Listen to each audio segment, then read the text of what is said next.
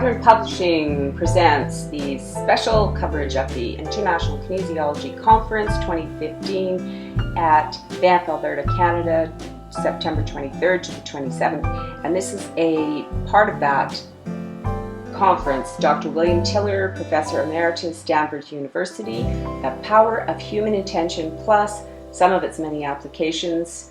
This is part of his keynote address. It was portioned into 4 main sections with questions and answers for about 10 and 15 minutes in between. I haven't captured all of that. I've captured as much as I could of this actual presentation.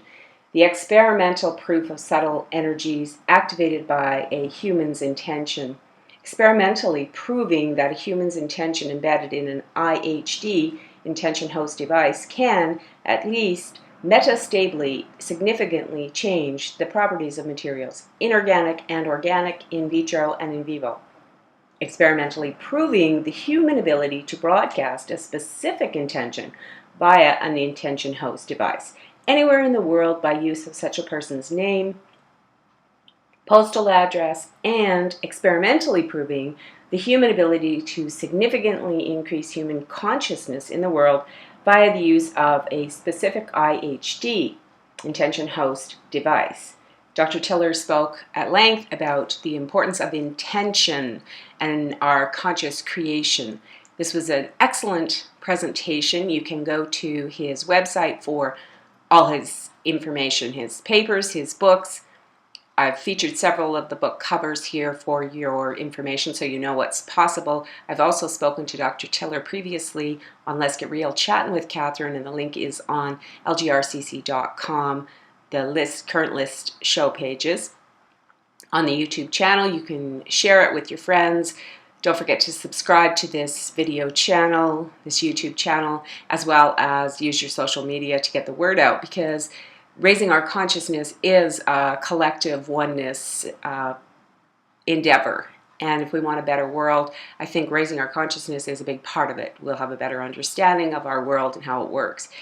Dr. Tiller's information is critical in that, and because he has actually taken it into the scientific proof. He looks for scientific proof. A lot of people already have a knowing, clairvoyance and psychics and so forth. Many people listening to this show have a metaphysical, spiritual understanding of some of these things, but he is a scientist, and so he brings the science to it, which is fabulous and fantastic for this time and for people who really need science. And so have a listen and get a cup of tea and sit down and really enjoy. This is a rare opportunity to hear from Dr. Tiller in this in-depth way without having to be on site. So thank you very much for joining us. Don't forget, go to the www.celebrate2015.com for all of the events, speakers, and all the information that was held at the conference. So thanks so much for watching, and we'll talk to you soon. You need to think of conscious brain can handle maybe 50 bits of information. Some say it's less than 12. But the unconscious can handle more than 50 billion bits. So it's obviously doing all the work in us. And if you give things meaning, then your unconscious will feed what you need to grow. If you don't give it meaning, then the unconscious will dump the information. So that's the problem. If you want to grow in consciousness, you have to give things meaning.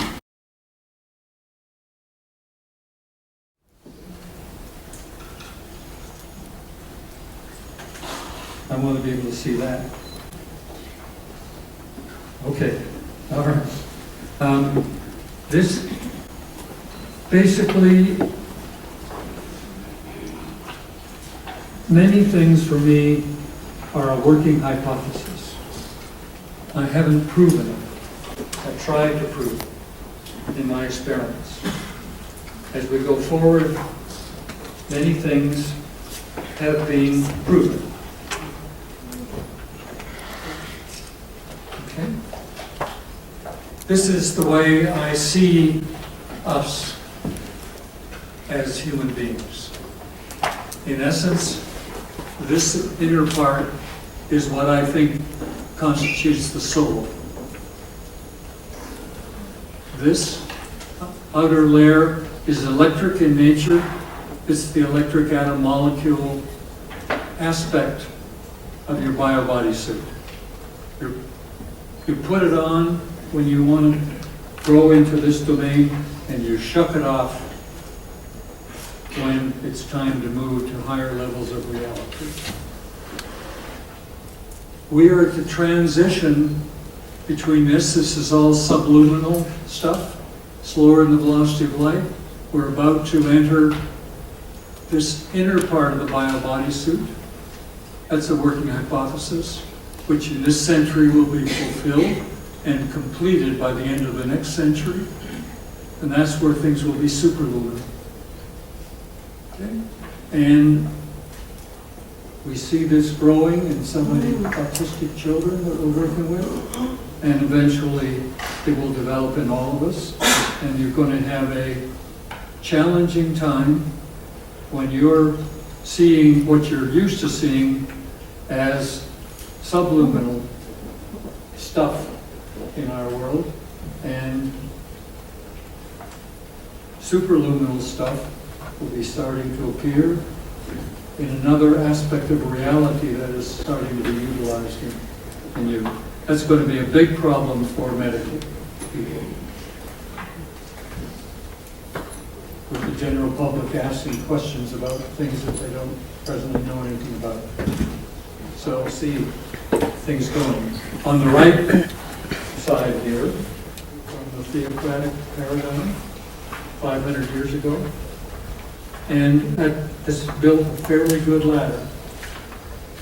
The talk today will deal largely with the second rung, with little bits perhaps of the higher rungs. But our pathway is to grow in coherence. And as we grow in coherence, we strengthen these rungs as we head back towards a totally coherent situation. Now, in terms of an aspect of coherence, the way to think about it is you look at a 100-watt light bulb, and it gives some light, not a lot of light, because there's destructive interference between the photons that come out of the light bulb.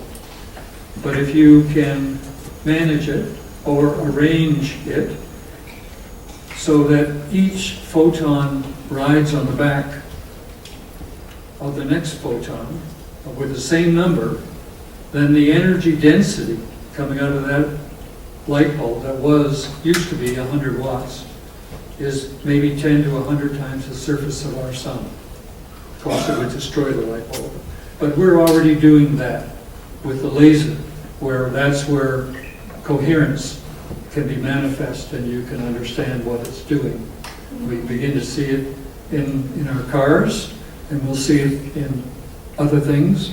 But the issue is, it's important to see it in yourself.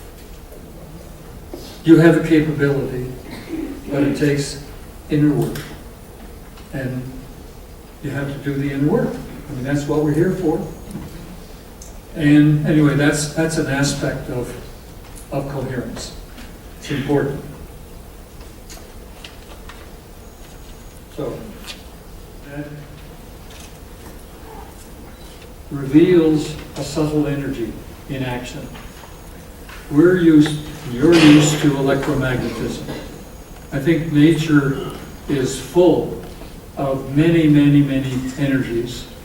Orthodox science has discovered mainly 4. And most of our conventional science is built on those 4, with electromagnetism being powerful in human activities, normal human activities.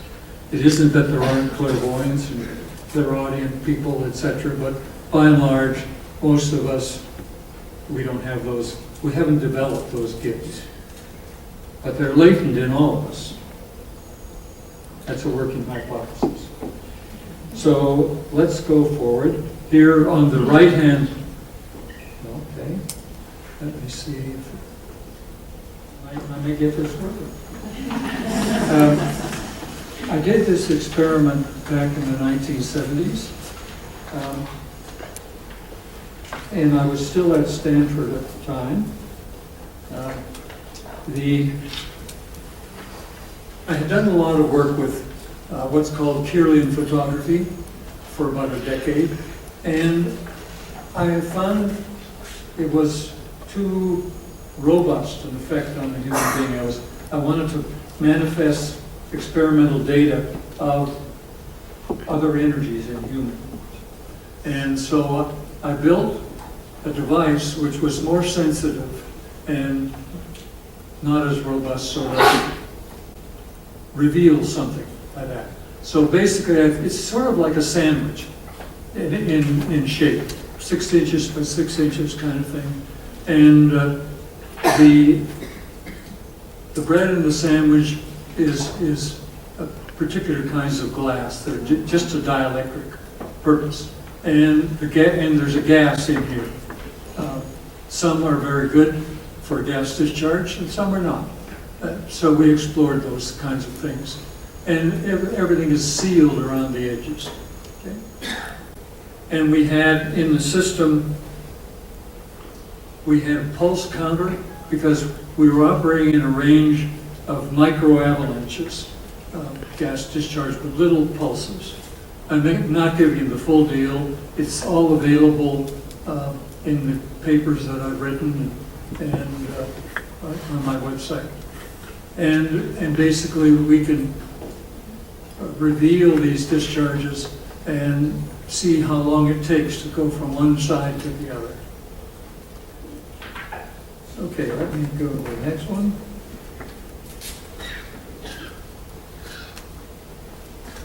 All right.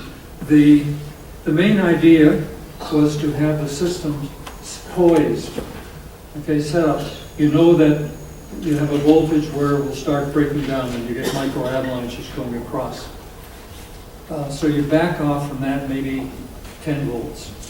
You're generally working with something 3,000, 4,000, 5,000 volts. So the system is below breakdown, but it's poised. Okay, you're not trying to lift things with yourself, your own body energy is 3,000 volts. 10 will do to cause it to discharge. That's the idea. The idea is to come up to it and put your hands around it, but not touching, of course. And intend to ignite the discharge. And that WOH is without hands, WVH is with both hands. And we found that we could indeed cause it to discharge. And so something was coming out of you into the device. And we found we could do it without the hands, but with the intention. But if you have your hands there and you put your mind on an arithmetical problem, 2 + 2 is 4, 4 + 4 is 8, etc., and you never let your mind come down to the device, you get 0 counts. But if you intend to have it happen, then in essence you can go here to as many as 50,000 counts. So it's a big effect, and that's very useful. And we've explored a whole variety of things with respect to different gases, different materials, different people, etc. But we came to feel that the presence and the use of the mind was very important in causing this to happen. So we did this next experiment, which is shown, let's see, I was the subject, for example. Put myself in a Faraday cage around the device, 15 feet away, and intend to have it discharge. And you can tell when it discharges because you hear burp and you see a flash of light. So, in essence, we could track that and track the ability to do that. So we could indeed ignite the gas discharge at 15 feet when we intend to do so.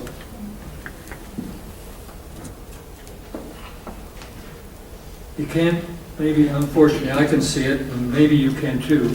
I had a very good friend, a clairvoyant, who was there. She said, Bill, when you're doing that, what I see is a beam coming out of your forehead to the device.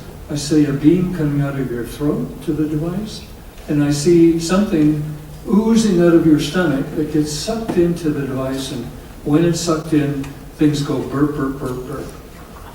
So that was really very interesting to me. It says things that you don't quite realize, and I only am paying a lot of attention to it now. So let me read these things because this is important. So human intention can in principle robustly influence the voltage breakdown phenomenon in a gas. The relevant human biofield energies are not electromagnetic in nature. That's really significant because electromagnetics get screened out by a Faraday cage.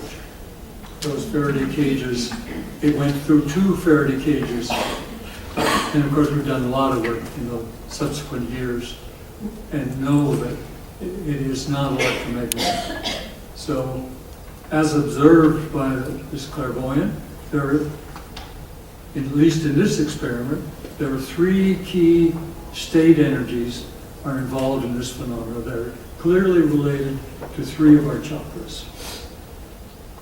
And so it's a cooperative action of 3 major human chakras appears to be needed for the creation of this particular discharge event.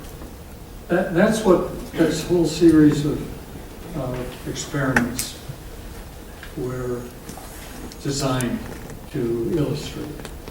And it is an illustration, and we've learned a few things about that. Okay, let me go to we're not ready for a Q&A yet, but or to make a painting, or to write a poem, or to walk across the floor. These things all help us grow and become. So intentions as the issue of becoming more coherent, what our parents wanted us to do, what we have been doing all our lives. And a big part of all of those kinds of things is to become coherent and to develop our gifts of intentionality, which is to become a co-creator. They're all a creation, and we want to be in control of our creativity in the world. So it's important to realize that this simple thing we're doing every day is an act of creation. Now, the 4 books that were mentioned, let me see if I can get that up. No, let's see. There we go. There we are. The first one on the left was, what was it?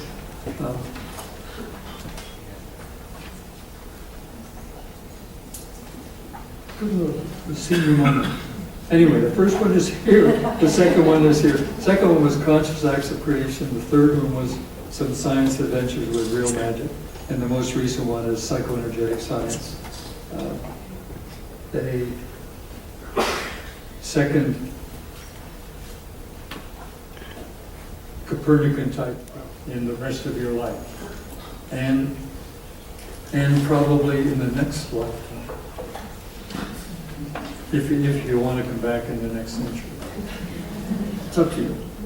Anyway. And on my website, killer.org,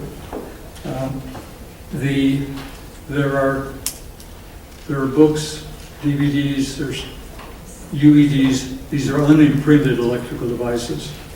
These are IHDs. And there presently are 39 pre-white papers.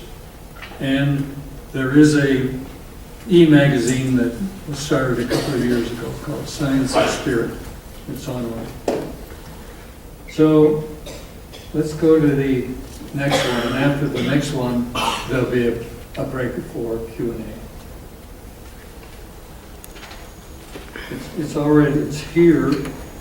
This is what Descartes assumed back in around 1600. It was about 100 years after the beginning of science, as we've known it for a long time.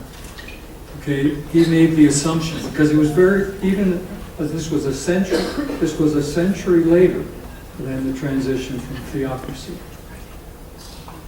No human qualities of consciousness, intention, emotion, mind, or spirit can significantly influence a well-designed target experiment in physical reality. That's what he assumed in order to make a distinction between science and religion.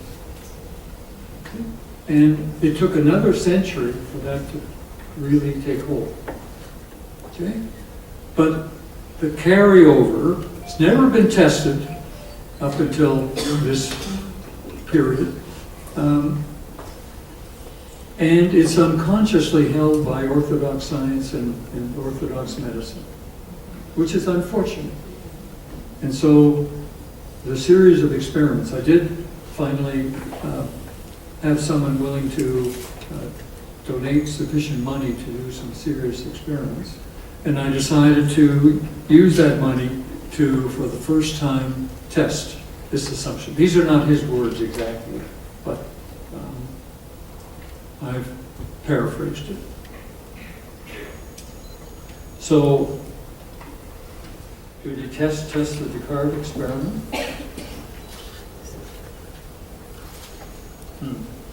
I wanted to see if it's correct in today's world.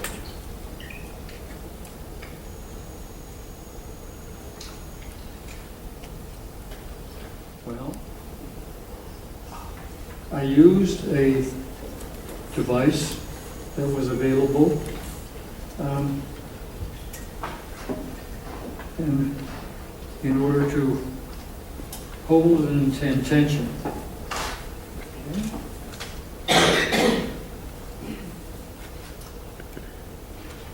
I'll do it just the way you did. Work. Okay, so I designed very carefully, 4 target experiments with as much care and attention as with my PhD students and their experiments to get a PhD. So the first was to, actually it was the one that's listed as second, but I wrote them this way because the first one, the data looks wonderful. Okay, so the idea was to do an experiment to alter the pH of purified water. So you start with a pH of 7, and the intention says where you want it to go. And so the first was to increase the pH by 1 pH unit. That's a factor of 10 in hydrogen ion concentration. And our experimental system was capable of distinguishing 1/100th plus or minus pH.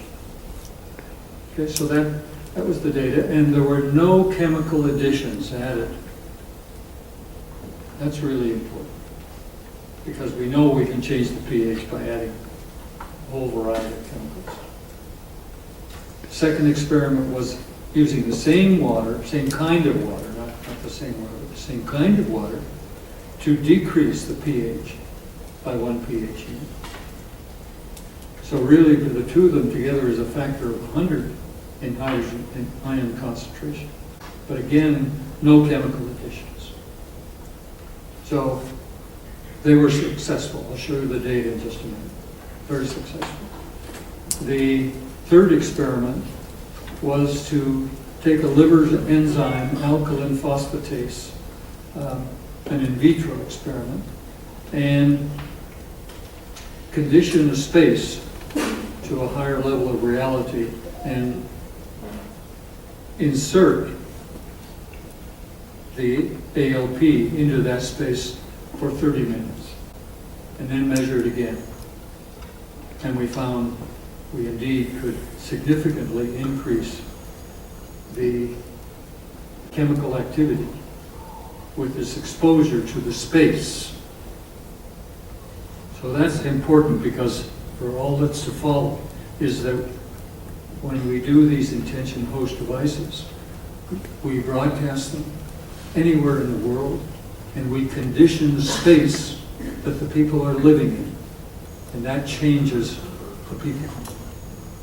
Metastable thermodynamics. It is not alchemy. It's not mainly because our device is useful to show this, but it's not like a Buddha relic. That one can last several thousand years. Our effect can last 6 months to a couple of years. But it proves you can do it. That's the point.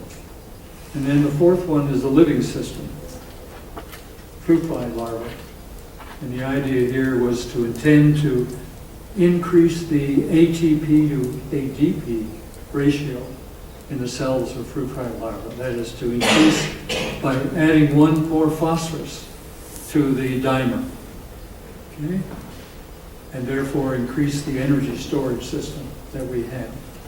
And that, we believed, would make the fruit fly larva stronger and therefore have a shorter larval development time to the adult fly stage. And we measured that. Both were successful. I'll show you the data. It's a kind of thing that we want to do for humans.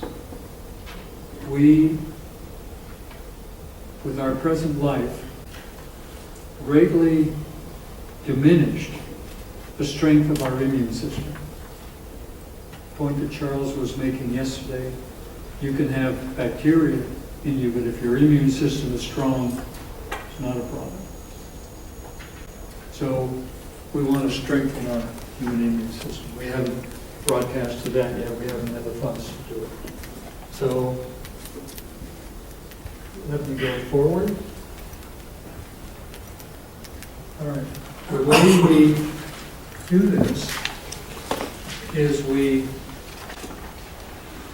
have a fairly simple device, the kind of thing you could get from parts from Radio Shack in 1950 and build such an electronic device.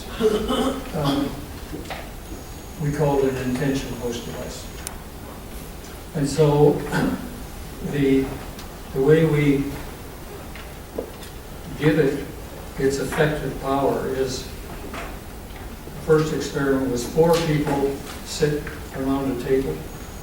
The device is put on the table, it's switched on, and we go into a deep meditative state. We first try to make ourselves coherent with other aspects of our universe.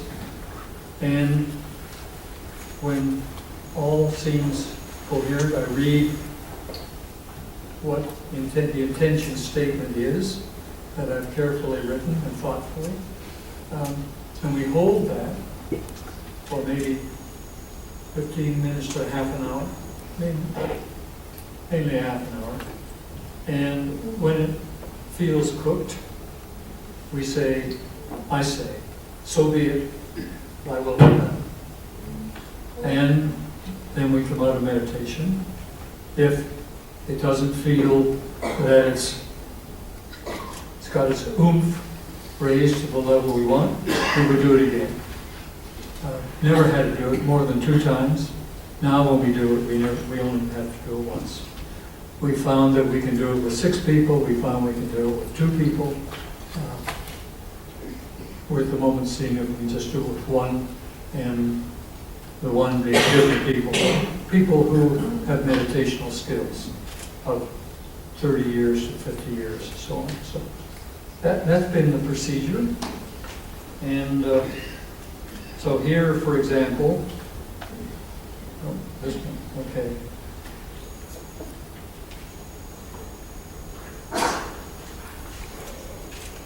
We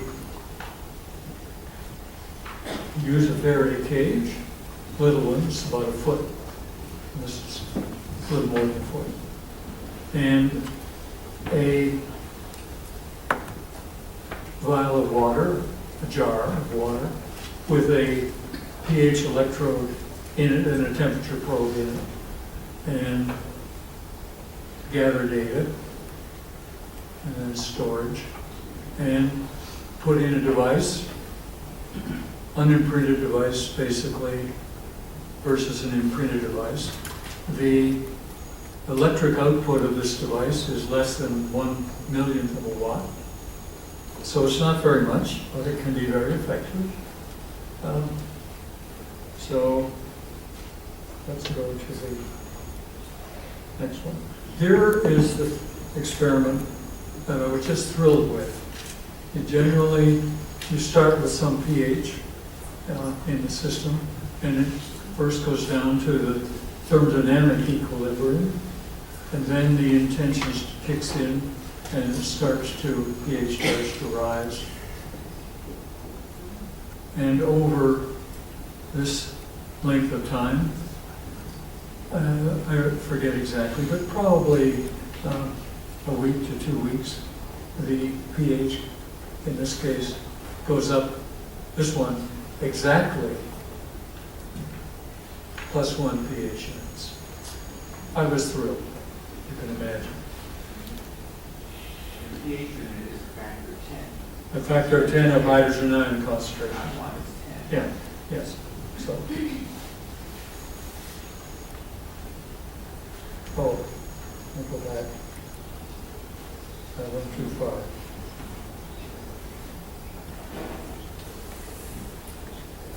Yeah. All right. Good. So here is the pH down. I like these bits of data, and I just didn't carry it all the way, but it came down to almost 1 pH unit. And this was water. Early days didn't understand a lot. Understand more now. Anyway, we mix it with Castle Rock water, 50-50, with pure water. So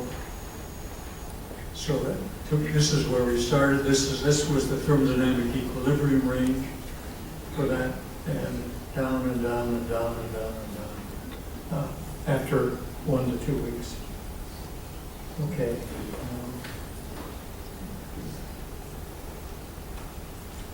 So here is the enzyme experiment, the alkaline phosphatase. There are 4 conditions. So these are side by side.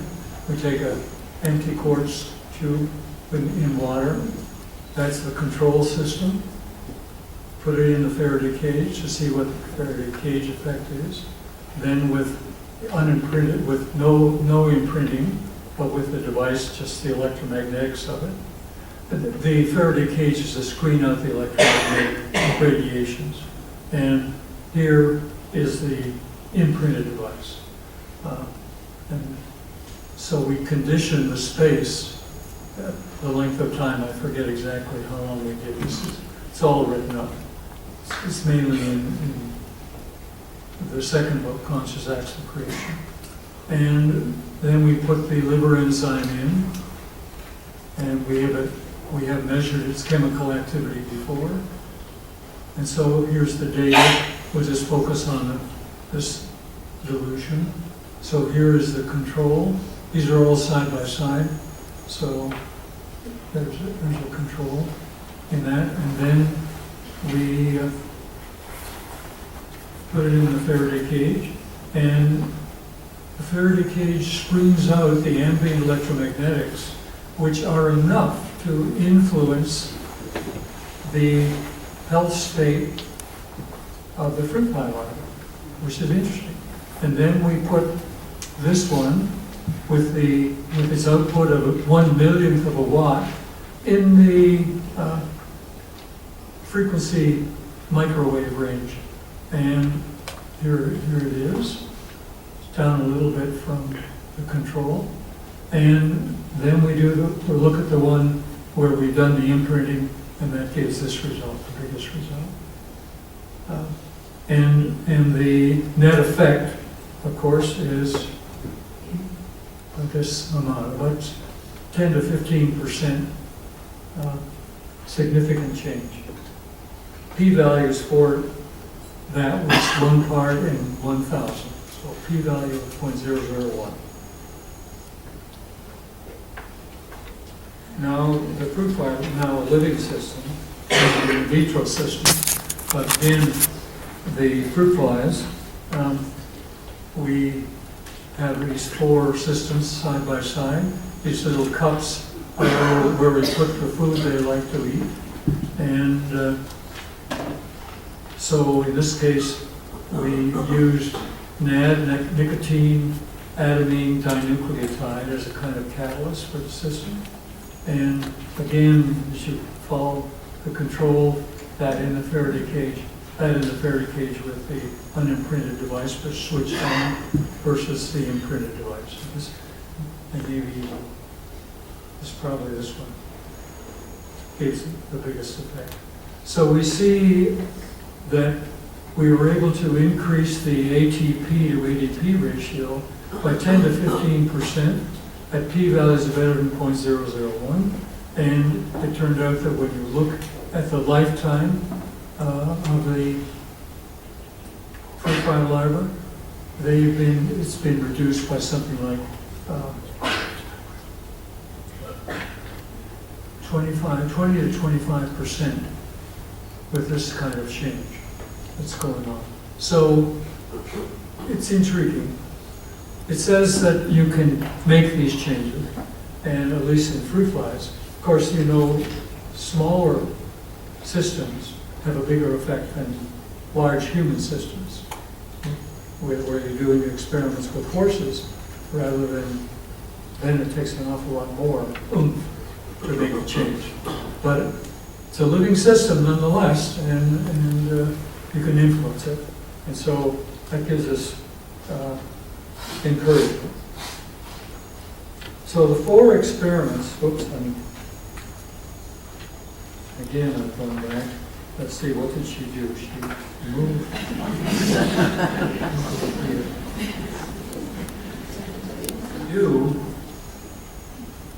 With the activated, it should be IHD. This is an old word. My daughter said, Dad, that looks like what they use in Iraq to blow up people. So she recommended I change. Anyway, so what we do is we measure, we get a period where the space is being conditioned and nothing much happens. So this is background data. And then after, depends on the space as to how long this is. It can be 1 month to 3 months. If it's a really spiritual space, it might just be less than a week. And if it's someplace like where the Civil War was fought, it might be 3 months. And then it starts going up and plateaus at some level. So here's the starting conditioned space, and Q sub m is the measurement, and can get to this. This is our target.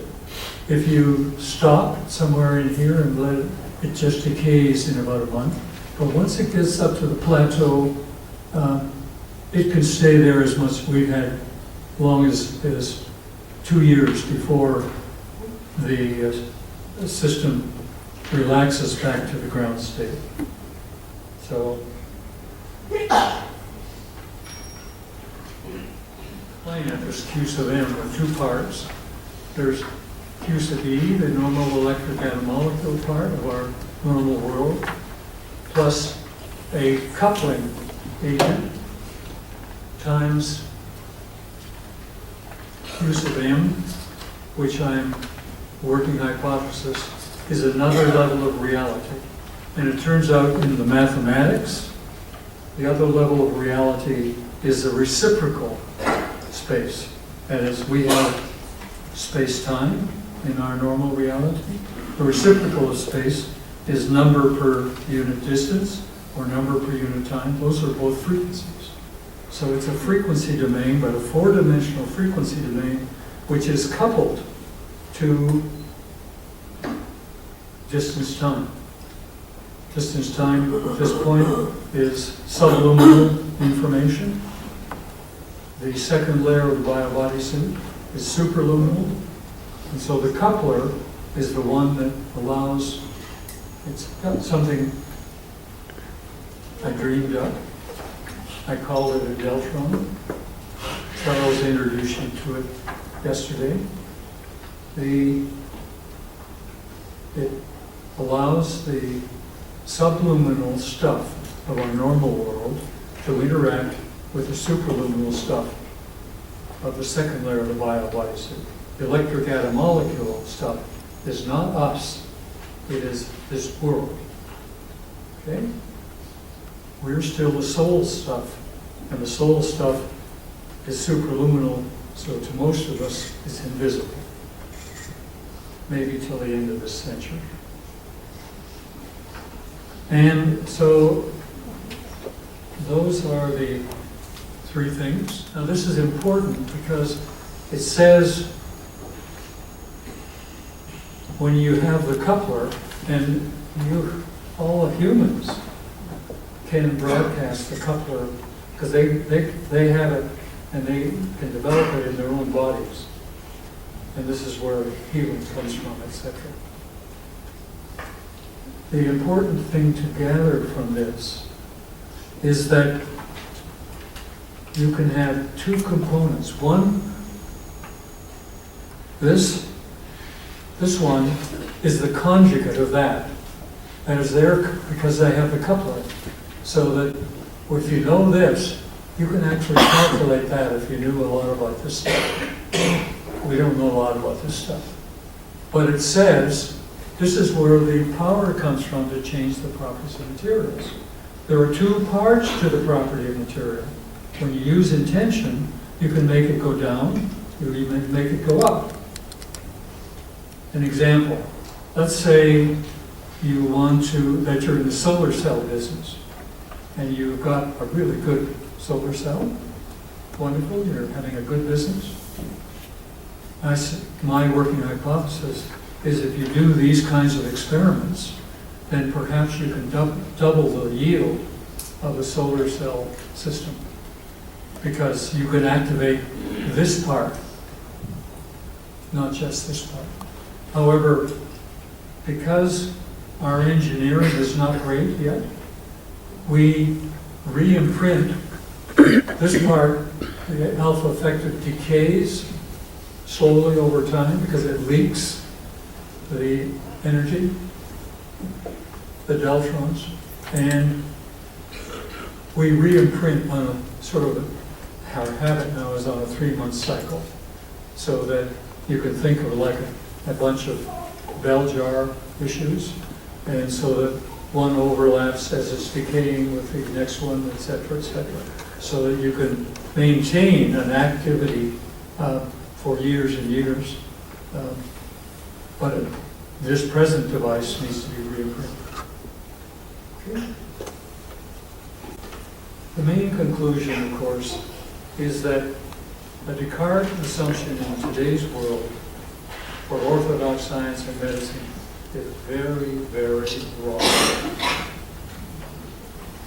One person can do it, all eventually can do it. So we conclude that human intention can significantly change properties of materials.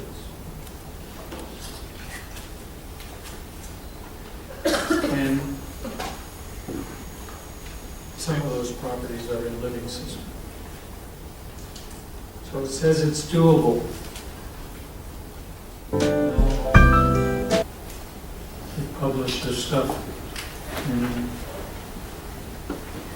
journals here, kind of thing.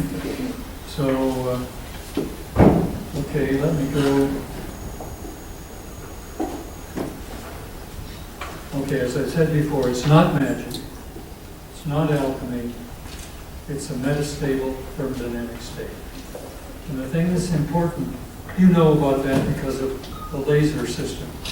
The laser system has to be pumped with incoherent radiation, and if it's a well-designed system, then it will laze. The point is, it will laze only if you keep pumping the system with incoherent radiation. And that makes it also a metastable thermodynamic state.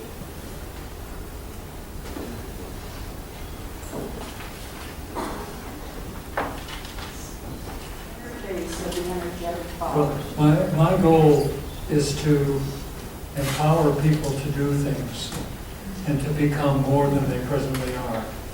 And so I prefer the word intention because it's simple, and I say it's an act of creation, and we're on that path to become big-time creators. So we will, but astrology, a lot of people like to work with that. I think it has a lot of meaning. But in this physical aspect of distance time, the energy interactions between the planets and the stars are so microscopic that I don't think that's the mechanism or the place where it's happening, and people are using all of that data. But now if you start to use that data and you transform it to the reciprocal space, I call these direct space and reciprocal space, two parts of one system. One which is subluminal velocities, the other is superluminal velocities. And so if you transform and you look at astrology in reciprocal space, it's all down near the origin. And that's where humans are. So we'll see. It's going to take work, but it allows, I think, us to consider, give it meaning. That's where the meaning, I think, comes in. And the thing is that people couple, everything starts becoming more and more connected when you have the reciprocal space and the direct space. And that's between people and people, people and animals, people and earth, etc. And so it says that when we get to medicine, you try to use, for example, you lose your control in this because of the coupling. And in medicine, when you try to do the standard experiment, you get your placebo effect, which is, we know is inert. When you put it in that system and use it in that system, behavior is that it has all kinds of properties you couldn't have imagined, and things are connected, so it doesn't work as an inert situation. So these kinds of things, I think, have been going on for thousands of years in the development of our society, not just the distance time aspects of planetary systems, but the R-space aspects. And now, I think, is the time where we're going to start to see major transformations, which we see in some of the data I'll talk to you about. It's going to happen in this century and the next century. So is there any evidence of when people, in terms of your term, and somebody who, say, practices intention over time, does it once, gets a certain effect, continues to practice focusing intention, that it actually speeds up any of the processes, or does anything like that? I think there's someone, but not good enough data to prove it. So it's still in my working hypothesis state, but everything we have tried works to some degree. And so it's happening now. That's a long time ago. But the next experiment was with two physicists in Berlin, in a particular room, in a particular corner. And the intention was to increase the pH by 1.5 pH units. And it was success. We broadcast continuously for a year, and it worked, but a lot of interesting, complicated things happen, and I'm not going to show you that data yet because I don't understand it enough. Although I'm getting signatures about it. The sideline is that the data in Germany started a month before I switched on the device, but it started at the time I was thinking of writing the intention statement. And that's really a wow sort of thing. But we're seeing that happens a lot. But, to have something acausal, 10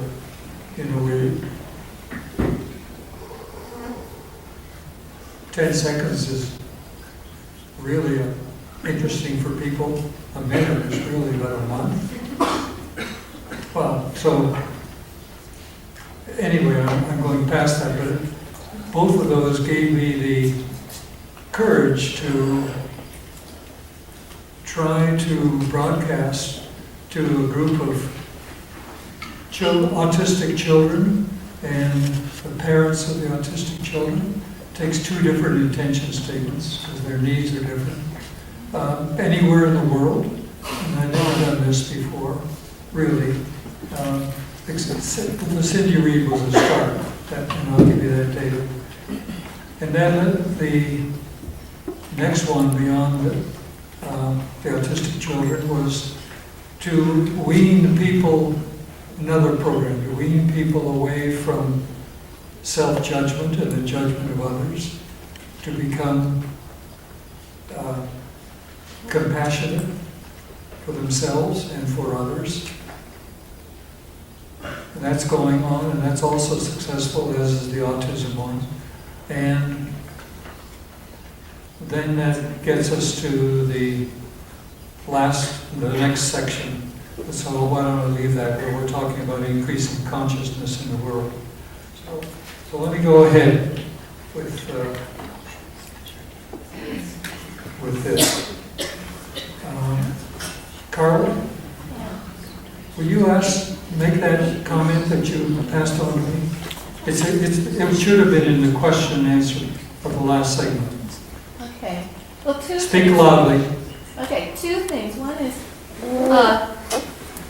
Bill has shown in his research, too, that when he works in a specific space, it potentizes that space. Becomes it experiments. And all humans can do this. Yeah. And we do that with the spaces that we work in. The other thing, I did an experiment. This is way back when, before I had met Bill, and Bill helped me understand all this. But I was working with a school outside of Nevada City. It's the Ananda School, Yogananda's school. The principal of the school hated computers. She was just really not a computer techie as I am. And her assistant, the assistant principal, was a real nerd. He loved computers. So I had both of them on the same computer type out the same sentence. So I had 2 sheets of paper that were identical with the same sentence on it from the same computer. Went around, we muscle checked over 100 people. For hers, 97% of them, their arms went down. For his, 97% of them, their arms stayed up. Even we affect inanimate objects, and I think all of you know that. I call my computer my friend, because if I don't, I have a problem. I think that is an important thing to realize. It is this aspect of connectivity. We humans have it all. We have the abilities to do these things. And we affect our space, and we can affect other spaces when you go to the intention of most of us. And I think this is the kind of things that are present in Buddha relics. Whether we have time enough to talk about those experiments that I did, they're impressive. I mean, there's consciousness in these relics that can be 300 years old, 3,000 years old, and you can communicate with them. So when I say this is a new era, it's big time interesting. Pardon me, I've sort of gone over what they are.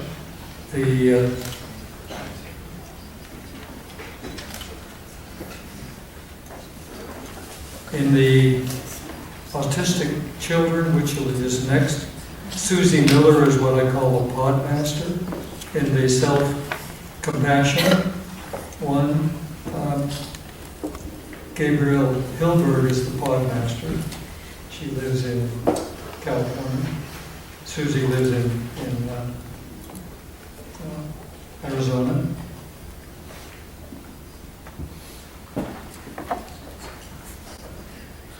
This is the way I visualize this process. That is, it was as a business kind of thing. So the central region is where the science and technologies and such are done. And with an intention host device, you get to a pod. That's one of the experiments. You get to other pods. You get to pods that we haven't had a chance to get any financing for. But in principle, this is it. And the numbers can go up and up.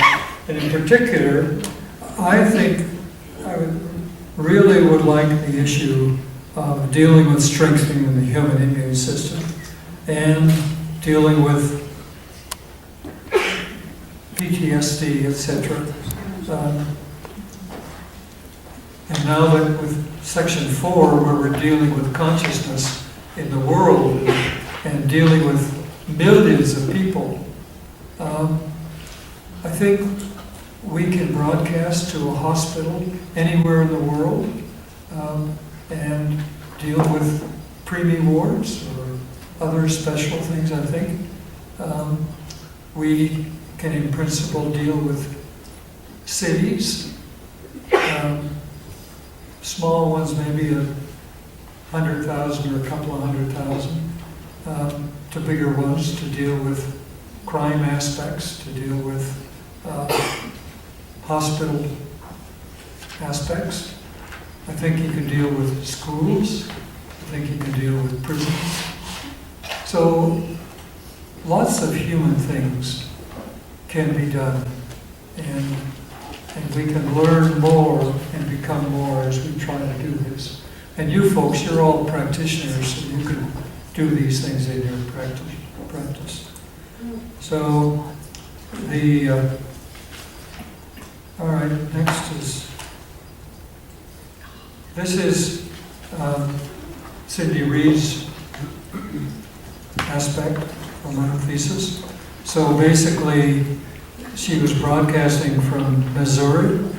The group of people that she was dealing with, she started dealing with, I think, something like 520 people. So split between a control group and a practice group. There was about 1,500 miles away, and there was an outlier group in Guelph, Canada. The control group for her was Cedar Rapids. So the control is to do the same sort of things as in the experiment which you use with the imprinted device. And the control, it's an unimprinted device. Everything else is the same. So but the broadcasting is we have a shed, and we have in it two things. We have a scrolling computer which scrolls the name and address of people continuously, goes through cycles, and we do it for a year. And we put in the intention host device switched on. That's it.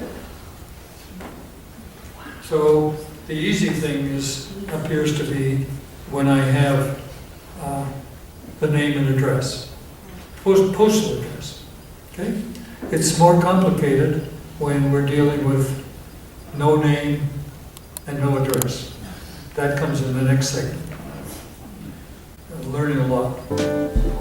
So with the autistic children, we needed two sheds. one for the parent, one for the child. And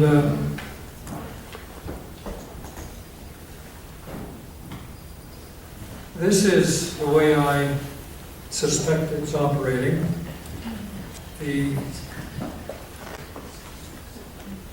This is basically the carrier wave, and these are the pulses of intention. Person A, person B, person C, etc. Person M versus N, and then start again. I mean, it's just continuous, and we can increase the amount of power each pulse is conserved, etc. So the dose that people get.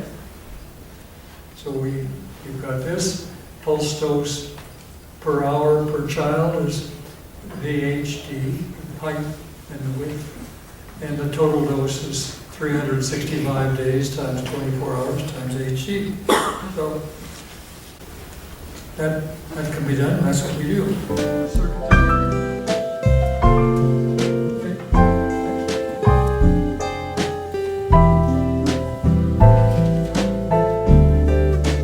Because we have no money, and we have to do research, and it costs money. So you have scientists over worldwide and setting up experiments? We have some curious people over the world. I don't know that we have many scientists. This is outside of their realm of belief system. So we make it available to people in the unimprinted state so that they can play with it. They can give it meaning and see what they can do on their own. Yes? You were talking about the imprinted and unimprinted devices? Yes. What is the imprinted device imprinted with? My intention and the intention of the other people sitting in a deep meditative state. So that is what the imprint, that's what your half-hour session Yes, goes into. yes. Thank you. Yeah. Okay. And I basically have written all the intention statements in the back. Have you ever considered looking at the unimprinted device to see whether it's actually picking up something? Oh, sure. from the imprinted? It turns out we found very early on that if we had the imprinted device separated, let's say 100 yards from the unimprinted device, that the unimprinted device would pick up the imprint statement. And so we store it very carefully. We also, when we sell these, we provide a radio frequency screen. Yeah. So it's interesting stuff we're heading towards. Last question. Yes. Primordial kind of intervention, like outside the human. Haven't experiment. The issue is we've been running full out, sort of doing low-hanging fruit experiments, and I think as time goes on, it'll be great for other people to do all kinds of experiments. I mean, that's the issue. When we provide enough information that people get really interestingly curious, they'll start to do experiments, and we provide the devices to help them. And some smart guy, I guess, will look at that and say, "Oh, I can make a better circuit for that," and then we're off and running. Been doing broadcast experiments for over 20 years. Yeah, And the effect is profound good. right across the planet. Yeah, there's a lot of stuff out there that now can come to light.